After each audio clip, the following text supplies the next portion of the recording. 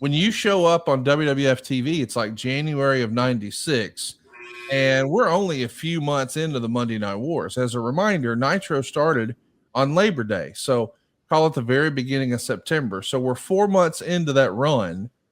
What was the difference in the office then and now for WWE? Because it feels like that is almost like black and white war footage by the scale and scope of the company today. Is that the way you feel about it? That's a great question, a terrific question. And I can't answer that question as far as what it is now, because I'm not there now with WWE. I think to me, Hunter has done an incredible job, and Hunter has always been the only one I thought that could take over for Vince. He's not only taken over, he's taken it to a different level, which it's just shocking how good they are. But I don't know the dynamic now. When I go in there, I deal with them, but not on a level like I dealt when I was talent and dealing with them as part of the roster. The difference, though, if you're asking, say, from the Vince McMahon era, that ended around 2020 or whenever that was, between that and 1996, it wasn't that different. It really wasn't. And now you didn't have writers. You had Pat and Bruce, and that was it. And Jerry would help out. There was a main agent. We had George and Tony and some different agents. That was all the same. But now you have a huge writing team, and things kind of go through a corporate structure. I say that now. I'm talking about a few years ago when I was with WWE, not now as with Hunter and Nick and Bruce and those guys. I don't know that dynamic. But it was different as far as the corporate structure. Back then, it was just Vince and Bruce. It was pretty simple. And Pat. It was just pretty simple about what you had and what you were going to do. I also want to remind you that the whole Monday Night War thing, I've always felt like was really created by, I guess it was the log cabin address for WCW in Main Street in Stamford. That's just like something a handful of wrestling executives came up with. The real winners in the war, because usually there's a winner and a loser in a war. The real winners were the fans and the talent, right? 100%.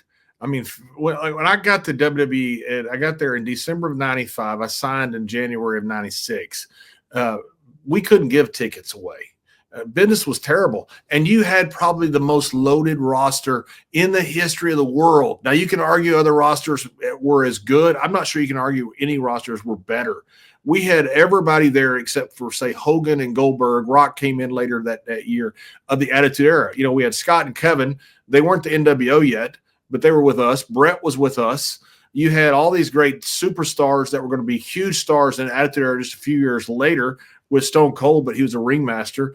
Kane was a dentist. Triple H was an aristocrat. Road Dogg was rockabilly. You had all these guys that were there, this incredible talent. The house shows were unbelievable how good they were, but we couldn't give away tickets. For whatever reason, we had guys in wrong characters, guys that didn't work. But then when the Attitude Era happened, all of a sudden the fans got to see these guys that were incredible stars come out of these characters that weren't working. And the fans were huge winners in this.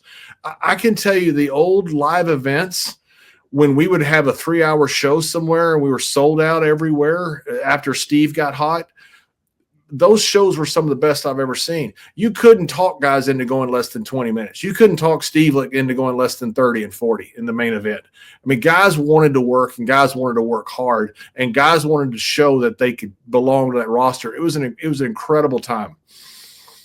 I wanted to ask you about the Billionaire Ted's Wrestling War Room skits. You're coming in where they're starting to do these. They're mocking Ted Turner and WCW. Eventually, they do take some cheap shots, I guess, at Ted's mental health issues. But these skits really didn't serve a purpose in WWE storylines. Like, it's not like this is building to a match. It's not like there's actual on-air talent who's going to be appearing in this. I don't know. It would be hard for me to imagine Vince doing this in 2024. They were horrible. I thought they were funny. I mean, they were funny. It's like a guy humor. And by the way, I got to give you a little background story. So when I first met with Vince, I've told the story before here. I get signed when I come in for the tryout match by Gerald Briscoe. I go to WWE headquarters. I'd never met Vince. Vince didn't even see my tryout match. So this is the first time he's ever met me. And so I'm sitting there with him, JJ Dillon, Lisa Wolf, and he looks at me and he goes, I have in mind a really unique idea. I'm going to make you a heel ballerina. And he sat there and looked at me, and I thought, my other friend that I tagged with in the Zwei Meter und Zwei tag team came over here and became a heel dentist in Kane. And I thought, this son of a bitch is crazy. I mean, he's crazy. And I'm sitting there looking at him like, I turned down WCW for this. I'm like, do you think I could still get I'm sitting there thinking, can I get my deal back? And all of a sudden he goes, ha, ha, ha, ha, ha. I love the cowboy gimmick. And I'm like, oh my God, this man's nuts. And I right away just thought that, fell in love with the guy. I thought it was funny. But it was shocking when he first told me I was going to be a heel ballerina. Well, then I come in and you got these freaking Billionaire Ted skits. I'm like, he really is crazy. Which, in my opinion, in a good way. I thought these skits didn't serve any purpose. But if I'm a guy trying to stay survival and you got this billionaire that's messing with you, trying to sign talent away, I think I might have done the same thing. I thought they were funny. I thought they were cute. I don't think they did anything for wrestling. I do want to ask you about the crowds. You've noted to me that the crowds were pretty small when you first joined the company. What's interesting is the live attendance for WWE really bottomed out in 95. So it's actually ticking up a little bit thanks to the three-way title matches they were running when you first get on the main roster. I think at the time it was Brett, Diesel, and The Undertaker. So I wanted to ask you, because your recollection is that they were smaller crowds.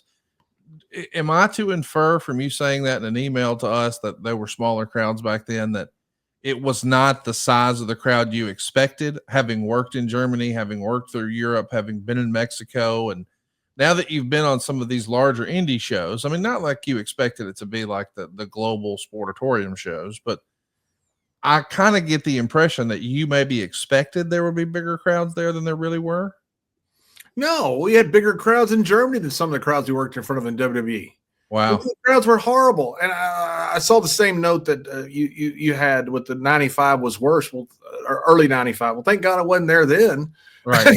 They were terrible then. We had my tryout match was different because we had a emergency a snowstorm in Bethlehem, Pennsylvania. I bet there wasn't 250 people there that night. 250 people. They put them all behind the hard cam on the opposite side.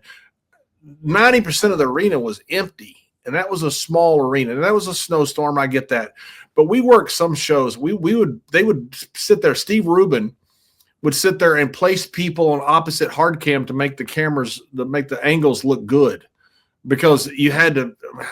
Majority of the arena was empty. I mean, I remember one time we were in Reunion, and it was so bad. It was like the place was empty. It was actually mentioned to Vince running the Sportatorium one time in Dallas because we couldn't draw tickets in Reunion. Sometimes you had problems in old wrestling territories. You didn't do well sometimes in the Von Erichs territory. You didn't do well sometimes in Lawler's territory. It kind of depended on attractions. Now, Stone Cold changed all that, but a lot of that you didn't draw in old wrestling territories for whatever reason because they're used to their guys. But we couldn't sell tickets. Now, Vince at that point said, I can't go to the Sportatorium. It just looks bad. And so we stayed in the big arenas because of optics.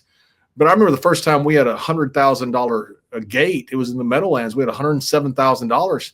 And I thought, man, that is fantastic. I'm at $100,000 gate. Now, this is back in 96. I get that. But still, you have a $100,000 gate a few years later, you think, brother, we got to fire the main event. These guys aren't drawing nothing. I mean, attendance was bad. It wasn't my perception of what I thought attendance should be. Everybody saw it. Now, was it on an uptick? Apparently it was, based upon what you said. But attendance was freaking terrible. I mean, awful. And we had incredible matches. We had incredible shows, and we had incredible stars.